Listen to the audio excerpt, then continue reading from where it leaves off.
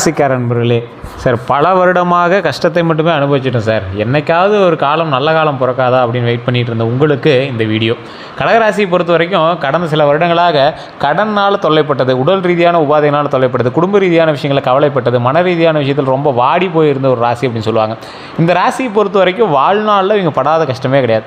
முதல் பாயிண்ட் குடும்பத்துக்கும் எங்களுக்கு அவ்வளோ பெருசாக செட் ஆகிருக்காது. ரொம்ப செட் ஆகிருக்கு அப்படின்னாலும் அப்பப்போ சின்ன சின்ன அசம்பாவிதம் அந்த மாதிரி டென்ஷனால் நிறைய டென்ஷன் ஆகிருப்பீங்க. இனி வரக்கூடிய காலகட்டங்களில் மகிழ்ச்சிகள் பொங்குறதுக்கு அதிகமான வாய்ப்புகள் உண்டு.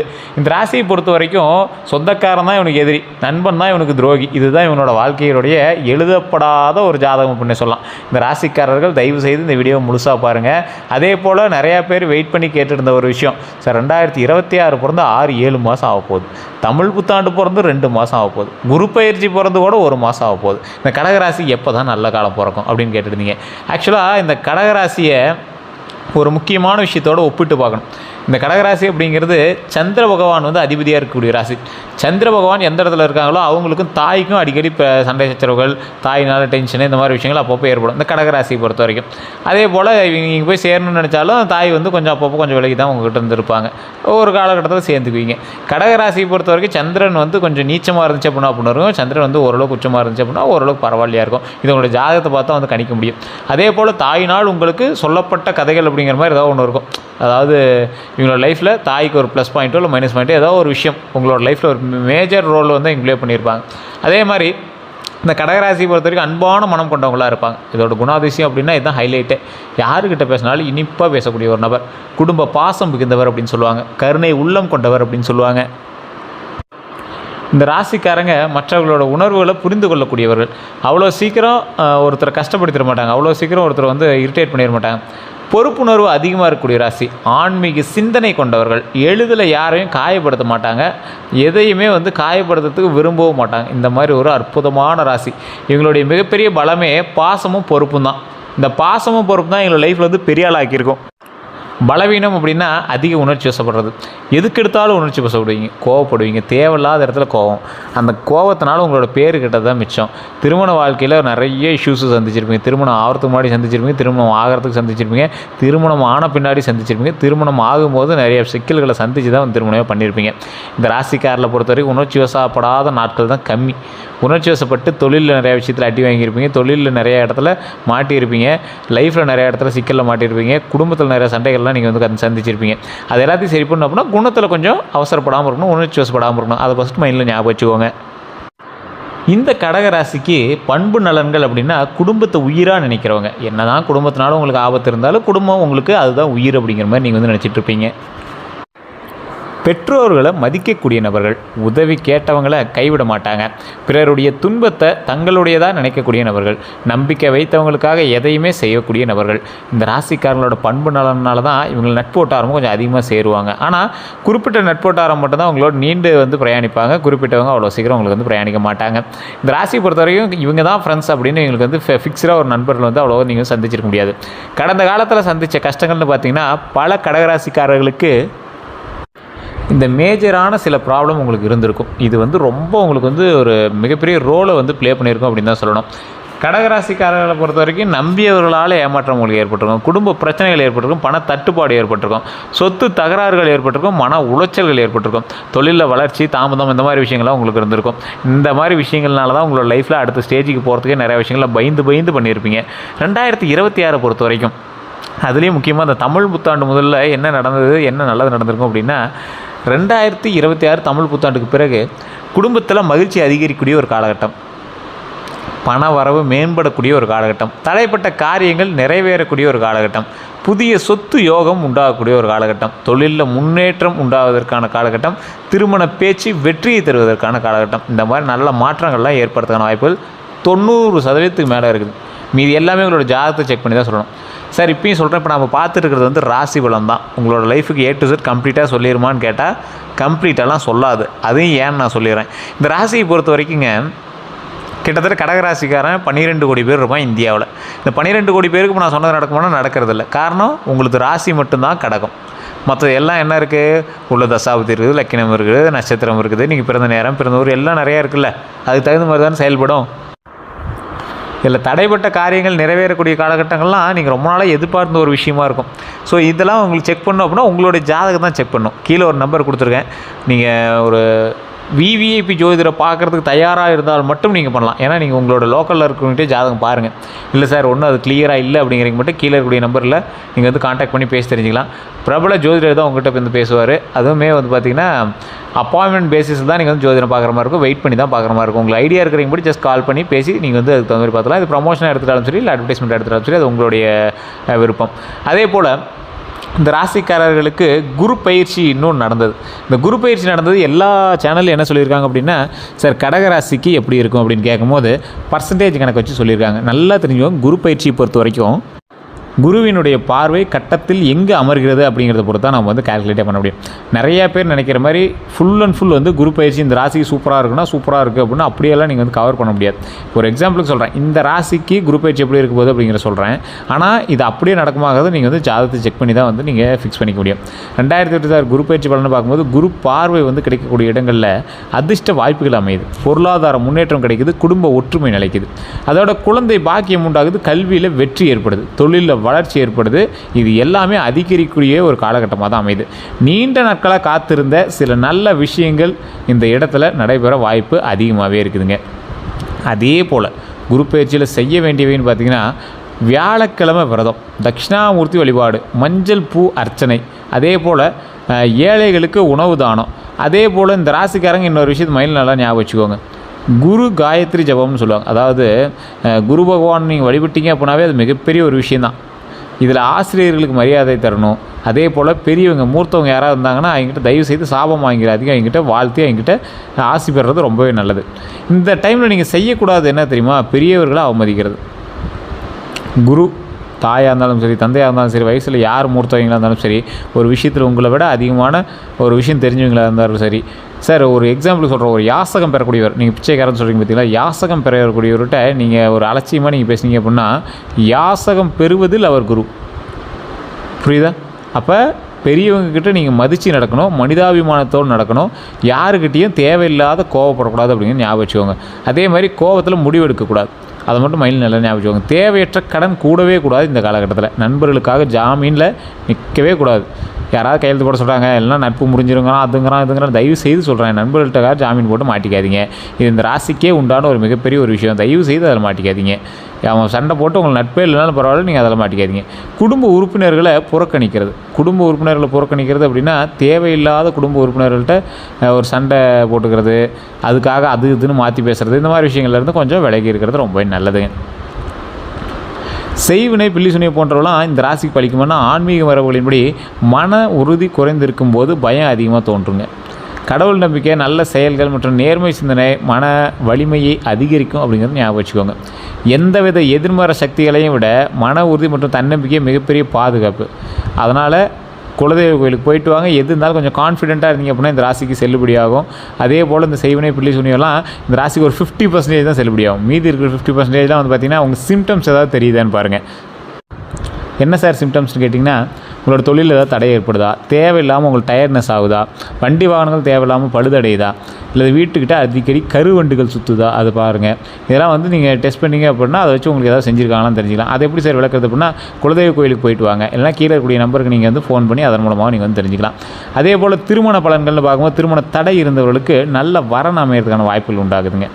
நல்ல வரன் அமையுது அப்படின்னா நீங்கள் ஏற்கனவே எதிர்பார்த்த ஒன்றாகவும் இருக்கலாம், அல்லது நீங்கள் புதுசாக பார்க்கக்கூடிய ஒன்றாகவும் இருக்கலாம். அதே போல் குடும்ப சம்மதம் கிடைக்குது. ஒரு சண்டை போட்டு ஒரு பிரிஞ்ச குடும்பம், அதிலேருந்து ஒரு பொண்ணு வந்து உங்களுக்கு கல்யாணம் பண்ணிக்கணும் அப்படின்னு நீங்கள் ஆசைப்படுறீங்க அப்படின்னா அதுக்கான விஷயங்கள் வந்து நடக்குது. திருமண பேச்சுகளில் முன்னேற்றம் நடக்குது. ஸ்டெப்பே எடுக்காமல் இருந்தாங்க சார், ஜாதகப்படி வெயிட் பண்ணிகிட்டு இருந்தாங்க, இந்த டைமில் ஸ்டெப் எடுக்கலாமா அப்படின்னா இந்த டைம் ஸ்டெப் எடுக்கிறதுக்கான ஒரு காலகட்டம். அதனால் நீங்கள் பயந்துக்கவே தேவையில்லை. அதே போல் திருமண தடை இருக்கிறவங்க நான் சொல்கிற கோவிலுக்கு தயவு செய்து போயிட்டு வாங்க. ரொம்ப ஒரு ப்ளஸ் பாயிண்ட்டான ஒரு இது கடகராசி மட்டும் எந்த ராசிக்காரர்களுக்குமே. திருச்செங்கோடு அப்படிங்கிற இடம் நாமக்கல் மாவட்டத்தில் இருக்குது. திருச்செங்கோடு அர்த்தநாரீஸ்வரர் ஆலயம். அந்த கோவிலில் வந்து பார்த்திங்கன்னா சிவனும் பார்வதியும் ஒரே சிலையாக அர்த்தநாரீஸ்வராக காட்சி கொடுக்குறாங்க. வெள்ளை தசபாசானத்தால் செய்யப்படுது. முகம் வந்து அதில் தெரியாது. நீங்கள் பூஜை பண்ணும்போது மட்டும் காலில் ஒரு கால் மட்டும் அப்படியே புடவை லைட்டாக தூக்கி காட்டுவாங்க. அந்த இடத்துல கொலுசு இருக்கிறத காட்டி பூஜை பண்ணுவாங்க. அந்த சிலைக்கு பக்கத்துலேயே வந்து பார்த்திங்கன்னா, அந்த சன்னதிக்கு பக்கத்துலேயே வந்து பார்த்திங்கன்னா இன்னொரு சன்னதி, முருகருக்கான சன்னதி, செங்கோடு வேலவர் அப்படின்னு. அதாவது செங்கோடுனா திருச்செங்கோடு, அந்த மலை மீது இருக்கக்கூடிய செங்கோடு வேலவர் அப்படின்னு அந்த சாமிக்கு பெயர். கையில் வந்து சேவல் இருக்கிற மாதிரி ஒரு வடிவமில் அந்த சாமி இருக்கும். அதுக்கும் வந்து ஃபேஸ் காட்டியிருக்க மாட்டாங்க. மேலே வந்து உச்சி பிள்ளையார்னு இருக்குது. ஸோ இது 3ம் ஒரே மலையில் இருக்குது. அப்போ என்னது, சிவனும் பார்வதியும் விநாயகரும் முருகரும் ஒரு குடும்ப சமேதர்களாக அங்கே காட்சியளிக்கக்கூடிய ஒரு ஸ்தலமாக அந்த ஸ்தலம் வந்து அமையுது. அந்த இடத்துல போய் திருமண பாக்கியத்துக்காக வழிபட்டிங்கன்னா மிகப்பெரிய நல்லது. நீங்கள் படியேறி போனீங்கன்னா 1200 படி ஏறும் போதே வந்து பார்த்திங்கன்னா பாம்பு இருக்கும், 60 அடி பாம்பு சிலை இருக்கும். அதை வழிபட்டே போயிட்டலாம். மேலே நிறைய இடத்துல பாம்புகளோட உருவத்தை நீங்கள் வந்து பார்க்க முடியும். தோஷங்களால் திருமணம் நடக்காமல் இருக்கக்கூடிய நபர்கள் இந்த கோயிலுக்கு போயிட்டு வாங்க. திருமணமாகி சண்டை சச்சரவில் இருக்கக்கூடிய நபர்களும் இந்த கோயிலுக்கு போயிட்டு வாங்க. திருமணமாகி நிறைய பேர் அந்த இடத்துல போய் மாலை மாற்றிட்டு வராங்க, ரொம்ப நல்லது. திருமணம் ஆகாத தம்பதிகள் லவ் பண்ணிகிட்டு இருக்காங்க, அந்த கோயிலுக்கு போயிட்டு இருந்தால் கல்யாணம் ஆகும்னு ஆசைப்படுறீங்கன்னா போயிட்டு இருந்தீங்கன்னா ரொம்ப நல்லது. நிறைய பேருக்கு அது அந்த கோயில் வந்து மிகப்பெரிய ஒரு ஸ்தலம், ஒரு மிகப்பெரிய புண்ணிய ஸ்தலம். அது நிறையா பேர் வரலாறுலேயே தெரியாத அளவுக்கு சில கோயில்கள் இருக்குன்னா அதில் ஒரு முக்கியமான கோயில் அது அப்படின்னு தான் சொல்லணும். ஸோ அந்தளவுக்கு ஒரு கோயில், அந்த கோயில் கண்டிப்பாக போயிட்டு வாங்க. திருமண மாணவங்களுக்கு ஒற்றுமை அதிகரிக்கக்கூடிய ஒரு காலகட்டம் இந்த காலகட்டம். குடும்ப சந்தோஷம் உயரக்கூடிய காலகட்டம். நீங்களும் கண்டிப்பாக அர்த்தநாரீஸ்வரர் கோயிலுக்கு போயிட்டாங்க, ரொம்ப நல்லது. அதே போல் குழந்தை பாக்கியம், குழந்தை வர வேண்டி காத்துட்ருக்கிறவங்களுக்கு 2026லேருந்தே வாய்ப்புகள் இருக்குது. காத்திருந்தோம், நல்ல ஒரு முன்னேற்றமும் இருக்குது. அதேமாதிரி குழந்தைகளுடைய கல்வியில் சாதனை உண்டு. அதே போல் குழந்தைகிட்ட குடும்பத்தில் புதிய சந்தோஷம் உண்டாகிறதுக்கான ஏற்பாடெல்லாம் அப்படிங்கிற ஒரு ஏற்பாடுகள் எல்லாமே உருவாகுங்க.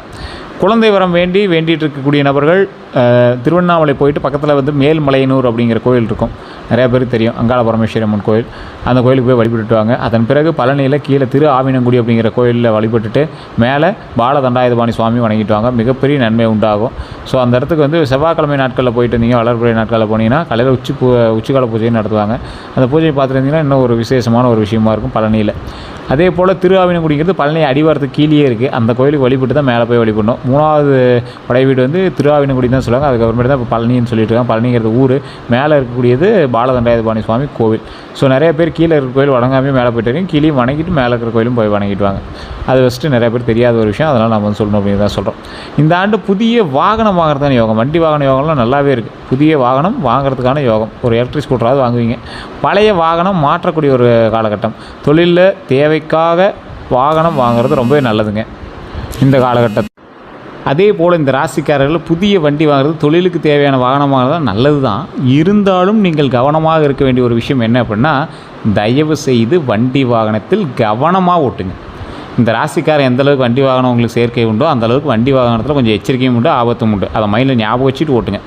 இதே போல் இந்த ராசிக்காரர்கள் யோகங்கள் சிலருக்கு அமையக்கூடியது. வண்டி வாகன யோகங்கள் அமையுது, ஆனால் அது யாருக்குங்கிறது நீங்கள் உங்களோட தசாபுத்தி இதெல்லாமே செக் பண்ணிட்டு தான் நீங்கள் வந்து தெரிஞ்சுக்கணும். வாகனம் வாங்கும்போது விநாயகர் வழிபாடு செய்கிறது ரொம்ப நல்லதாக கருதப்படுது. இந்த ராசிக்காரர்கள் விநாயகர் வழிபாடு ரொம்ப முக்கியமாகவும் சொல்லப்படுதுங்க. அதே போல் பண வரவு மற்றும் தொழிலை பொறுத்த வரைக்கும் வேலை செய்பவர்களுக்கு பண உதவி, பதவி உயர்வு இது எல்லாமே கிடைக்கிது. சம்பள உயர்வு, நீங்கள் எதிர்பார்த்த சம்பளத்துக்கு மேலே லாபம் கிடைக்க ஆரம்பிக்குது. புதிய வேலை வாய்ப்பு உண்டாகுதுங்க. வியாபாரிகளுக்கு புதிய வாடிக்கையாளர்கள் உண்டாகிறாங்க. பழைய பாக்கிகள் எல்லாமே வசூலாகக்கூடிய ஒரு காலகட்டமாக அமையுது. லாபம் உயரக்கூடிய ஒரு காலகட்டமாக நடக்கக்கூடுங்க. இந்த ராசிக்காரர்கள் தயவு செய்து இந்த 12 நாளில் இதை மட்டும் செய்யுங்க. கொஞ்சம் யோசித்து எல்லாமே பண்ணுங்கள். அடுத்த 12 நாட்கள் எப்படி இருக்கும் அப்படின்னா, முதல் நாள் நல்ல செய்தி உண்டாகுதுங்க, 2வது நாள் குடும்ப மகிழ்ச்சி உண்டாகுது. அதற்கு பிறகு பண வரவு இன்க்ரீஸ் ஆகிறதுக்கான வாய்ப்புகள் உண்டு, நண்பர்களோட உதவி கிடைக்குது, பயண வாய்ப்புகள் உண்டு, மன அமைதி உண்டாகுது, தொழிலில் முன்னேற்றம் உண்டாகுது, புதிய தொடர்புகள் உண்டாகுது, தெய்வ அருள் அனுபவம் எல்லாமே உண்டாகுது, பழைய பிரச்சனைகளுக்கு தீர்வு உண்டாகுதுங்க, மரியாதை அதிகரிக்குதுங்க, மகிழ்ச்சியான முடிவு உண்டாகுதுங்க. இந்த 12 நாட்களும் நல்லதாகவே நடக்குது. அப்படிங்கிற பட்சத்தில் உங்களுக்கு தசாபுத்தி சரியாக அமைஞ்சிருக்குது அப்படின்னா இப்போ நான் சொன்னது உங்களுக்கு கன்ஃபார்ம் நடக்கும். இல்லை சார் இது இன்னையிலேருந்து எப்படி சார் அதை நோட் பண்ணுறது அப்படின்னா, இன்னையிலேருந்து செக் பண்ணுங்கள். இப்போ நான் சொன்ன விஷயங்கள் நடக்குதா, இந்த வீடியோ சேவ் பண்ணிக்கோங்க, இல்லைனா உங்களுக்கு ஷேர் பண்ணி வாட்ஸ்அப்பில் உங்களோட நண்பர்களுக்கு ஷேர் பண்ணி வச்சுருங்க. இந்த 12 நாட்கள் இது உங்களுக்கு ஓரளவுக்கு ஸ்லோவாக இருக்குங்கிற பட்சத்தில் உங்களுடைய ஜாதகத்தில் உங்களுடைய ராசியை ஏதோ ஒரு கிரகம் உங்களை ஒரு மாதிரி ஷேக் பண்ண ஆரம்பிக்குது அப்படின்னு அர்த்தம். ஏன்னா இப்போ நல்லா இருக்குது காலகட்டம், இதுலேயும் உங்களுக்கு ஒரு மோசமாக இருக்குது அப்படின்னா உங்களோட பிரயாணிக்கக்கூடிய வேறு ஒரு ராசி உங்களை டேமேஜ் பண்ணணும். அப்படி இல்லைனா உங்களோட ராசிலேயே தசாபுத்தி ஏதாவது உங்களை டேமேஜ் பண்ணிகிட்டு இருக்கும். யாருக்கிட்ட எச்சரிக்கையாக இருக்கணும் அப்படின்னா, பொறாமை கொண்ட உறவினர்கள்ட்ட எச்சரிக்கையாக இருங்க. பணம் வாங்கிட்டு திருப்பி தராதவங்ககிட்ட எச்சரிக்கையாக இருங்க. ரகசியங்களை தெரிஞ்சுக்கிட்டு உங்கள்கிட்ட அப்படியே கொஞ்சம் பிளாக்மெயில் பண்ணுறனோ இல்லை ரகசியங்களை தெரிஞ்சுக்க முயற்சி பண்ணுறவங்ககிட்ட நீங்கள் ரொம்ப எச்சரிக்கையாக இருங்க. உங்களை பயன்படுத்த நினைப்பவர்கள்கிட்ட ரொம்ப எச்சரிக்கையாக இருங்க. அதே போல் இந்த ராசிக்காரில் பொறுத்தவரைக்கும் கந்திஷ்டி கண்டிப்பாக வரும். ஏன்னா நீங்கள் டக்குன்னு வளர்ந்து வர ராசி, திடீர்னு இத்தனை நாளாக சோகத்தில் இருந்து திடீர்னு உங்களுக்கு ஒரு வளர்ச்சி இருந்தால் கண்டிப்பாக கந்திஷ்டி இருக்கும்ல. கடகராசிக்காரர்களுக்கு குடும்ப மகிழ்ச்சி மீது கந்திஷ்டி இருக்குது, குழந்தைகள் மீது கந்திஷ்டி உண்டு, புதிய வீடு மீது கந்திஷ்டி உண்டு, வாகனம் மீது கந்திஷ்டி உண்டு. திருஷ்டி விழுகிறது அப்படிங்கிறது பலரோட நம்பிக்கை. ஆனால் இந்த திருஷ்டி விழுகுது அப்படின்னா தயவுசெய்து குலதெய்வ வழிபாடு பண்ணுங்கள். இன்னும் நீங்கள் வணங்க வேண்டிய தெய்வங்கள், திருஷ்டிக்காக நீங்கள் வந்து வணங்க வேண்டிய தெய்வங்கள்னு பார்த்தீங்கன்னா துர்க்கையம்மன் வழிபாடு, காளியம்மன் வழிபாடு, மாரியம்மன் வழிபாடு, கருப்பசாமி வழிபாடு, ஆஞ்சநேயர் வழிபாடு. இது எல்லாமே உங்களுக்கு தெரிஞ்ச தெய்வம் தான், பக்கத்துலேயே இருக்க கோயில் தான். எப்போ போனீங்க அப்படின்னாலும் அந்த இடத்துல நின்று வழிபட்டுவாங்க, ரொம்ப நல்லது. கடகராசிக்காரர்கள் வணங்க வேண்டிய தெய்வங்கள் அப்படின்னா எப்போவுமே அம்மன் தெய்வம் வந்து கடகராசிக்கு கொஞ்சம் பொருத்தமான தெய்வம். முக்கிய தெய்வங்களில் அம்மன் வந்துடுவாங்க. சிவபெருமான், முருகபெருமான், பெருமாள், விநாயகர், இந்த தெய்வங்கள் உங்களுக்கு மிகப்பெரிய ஒரு நன்மையை தரக்கூடிய தெய்வமாக இருப்பாங்க. சந்திர தோஷ நிவர்த்திக்காக திங்கக்கிழமையில் சிவன் வழிபாடு பண்ணிங்க அப்படின்னா சந்திரத்துக்கான உங்களுக்கு தோஷ நிவர்த்தி ஏற்படுது. எந்த நிற ஆடை நல்லது அப்படின்னா வெள்ளை, இளநீலம், வெள்ளி நிறம், அதே போல் க்ரீம் நிறம். இது வந்து உங்களுக்கு ரொம்ப நல்லது. இந்த நிறத்தில் ஆடை போட்டிங்கன்னா ரொம்ப நல்லது. எந்த ஆடையை வந்து தானம் செய்கிறீங்க அப்படின்னா வெள்ளை வேஷ்டி, வெள்ளை சேலை, மாணவர்களுக்கு சீருடை, ஏழைகளுக்கு துணி தானம் பண்ணிங்கன்னா ரொம்ப நல்லதுங்க. எந்த ரத்தினம் நல்லது அப்படின்னா கடகராசிக்காரர்களுக்கு முத்து, பேர்ல் அப்படின்னு சொல்லுவாங்க, மூன் ஸ்டோன் அப்படின்னு சொல்லுவாங்க. ஸோ இது எல்லாமே உங்களுக்கு ரொம்ப நல்லது, பொதுவாக பரிந்துரைக்கப்படுது. ஆனால் ரத்தினம் அணிவதற்கு முன்னாடி நிபுணர்கள்ட்ட ஆலோசனை பெற்று பண்ணுங்கள். கீழே ஜோதிட நம்பர் கொடுத்துருக்க, வேணும் அப்படின்னா நீங்கள் அதை செக் பண்ணிட்டு அதுக்கப்புறமேட்டு நீங்கள் வந்து போடலாம். நீங்கள் லோக்கல்லே வாங்கி கூட போட்டுக்கலாம். செல்ல வேண்டிய கோயில்கள் அப்படின்னா திருச்செந்தூர் முருகன் கோயிலுங்க ஃபஸ்ட்டு. அதே போல் முருகர் கோயில் எல்லாமே உங்களுக்கு நல்லதுன்னு சொல்லிட்டேன். பழனி முருகர் கோயில், திருவண்ணாமலை அருணாச்சலேஸ்வரர் கோயில், மதுரை மீனாட்சி அம்மன் கோயில், சமயபுரம் மாரியம்மன் கோயில். இதில் எந்த கோயிலுக்கு நீங்கள் போயிட்டு இருந்தாலும் நல்லதான். எல்லா கோயிலுக்கும் போயிட்டு இருந்தால் இன்னும் சூப்பர் தான். அதே போல் கடகராசிக்காரர்களுக்கு மறைந்திருக்கக்கூடிய திறமைகள்லாம் சிறந்த ஆலோசகர் நீங்கள், ஈஸியாக நீங்கள் வந்து அட்வைஸ் பண்ணிடுவீங்க. நல்ல ஆசிரியர் நீங்கள், மருத்துவத்துறையில் திறமை வாய்ந்த ஒரு நபர் நீங்கள், ஆன்மீக சேவையில் ஆர்வம் கொண்டவங்க நீங்கள், சமூக சேவையில் முன்னிலையில் இருக்கக்கூடிய ஒரு நபர் நீங்கள். ஸோ இந்த டைப்லாம் நீங்கள் ஏதாவது ஒரு விஷயம் உங்களுக்கு மேட்ச் ஆகலை அப்படின்னா கூட உங்களுடைய ஜாதகத்தை நீங்கள் செக் பண்ணியே ஆகணும் அப்படிங்கிறது ஞாபகம் வச்சுக்கோங்க. அதிர்ஷ்டமான எண் 2, 7, 11, 20. அதிர்ஷ்ட நாட்கள் திங்கள், வியாழன், வெள்ளி. அதிர்ஷ்ட மலர்கள் வெள்ளை, அரளி, மல்லிகை, தாமரை. இந்த ராசிக்கு சிறப்பான செய்தி சொல்லணும் அப்படின்னா 2026 உங்களுக்கு நல்லது தான் நடந்துகிட்ருக்கு. ஒன்றும் பெரிய இஷ்யூஸ் இல்லை சார், ஒன்றும் கொஞ்சம் லேக் அடிக்கிற மாதிரி இருக்குது அப்படின்னா உங்களுடைய ஜாதகத்தின் பால் ஏதாவது சின்ன சின்ன கிளர்ச்சிகள் இருக்குமே தவிர மற்றபடி ஒன்றும் ப்ராப்ளம் இல்லை. 2026 அப்படிங்கிறது பல கடகராசிக்காரர்களுக்கு குடும்ப வளர்ச்சி, பண முன்னேற்றம், திருமண யோகம், குழந்தை பாக்கியம், வீடு மற்றும் வாகன யோகம், ஆன்மீக உயர்வு, இந்த மாதிரி நல்ல வாய்ப்புகளை தரக்கூடிய ஆண்டாக அமைகிறங்க. பொறுமையோடு தொடர்ந்து முயற்சி செஞ்சீங்க அப்படின்னா கடகராசிக்காரர்களுக்கு 2026 வாழ்க்கையில் பல முக்கிய ஆசைகள் நிறைவேறக்கூடிய காலமாக அமையுங்க. இந்த ராசிகளுக்கு தயவுசெய்து நான் சொல்கிற ஒரு பாயிண்ட் நோட் பண்ணிக்கோங்க. கடகராசியை பொறுத்த வரைக்கும் அவசரத்தினால நிறைய விஷயத்தை மாட்டிகிட்ருக்கீங்க. தயவுசெய்து கொஞ்சம் பொறுமையாக நிதானமாக இருங்க. அதே போல் எப்போ ஃப்ரீயாக இருந்தீங்கனாலும் விநாயகர் வழிபாடு பண்ணுங்கள். ஓம் விநாயகரே போற்றி, ஓம் விநாயகரே போற்றி, ஓம் விநாயகரே போற்றி அப்படின்னு வழிபட்டீங்க அப்படின்னா உங்களுடைய பிரச்சனைகள் சால்வ் ஆகிறதுக்கு ஒரு மிகப்பெரிய உறுதுணையாக இருப்பார். அதே போல் உங்களுடைய ஒரு கேள்விகள் ஏதாவது இருக்குது, இப்போ நம்ம சொன்ன விஷயத்தில் உங்களுக்கு ஏதாவது உண்மைகள் இருந்தது அப்படின்னா மறக்காமல், உண்மையாக இருந்தது அப்படின்னா உண்மைன்னு கமெண்ட் பண்ணுங்கள். இல்லை ஏதாவது கேள்விகள் இருந்தது அப்படின்னா மறக்காம கமெண்ட் செக்ஷனில் பதிவிடுங்க. கண்டிப்பாக அது உங்களோட நண்பர்களுக்கு பகிருங்க. இதுவரை நம்ம சேனலை சப்ஸ்கிரைப் பண்ணாமல் தான் சப்ஸ்கிரைப் பண்ணிக்கோங்க. பக்கத்தில் பெல் பட்டன் மறக்காமல் ப்ரெஸ் பண்ணிக்கோங்க. நிறைய பேர் வந்து நம்ம சேனலில் ஃபாலோ பண்ண பார்த்துருக்கீங்க, ஃபேஸ்புக்கில் ஃபாலோ பண்ண பார்த்துருக்கீங்க, யூடியூப்லாம் சப்ஸ்கிரைப் பண்ண பார்த்துருக்கீங்க.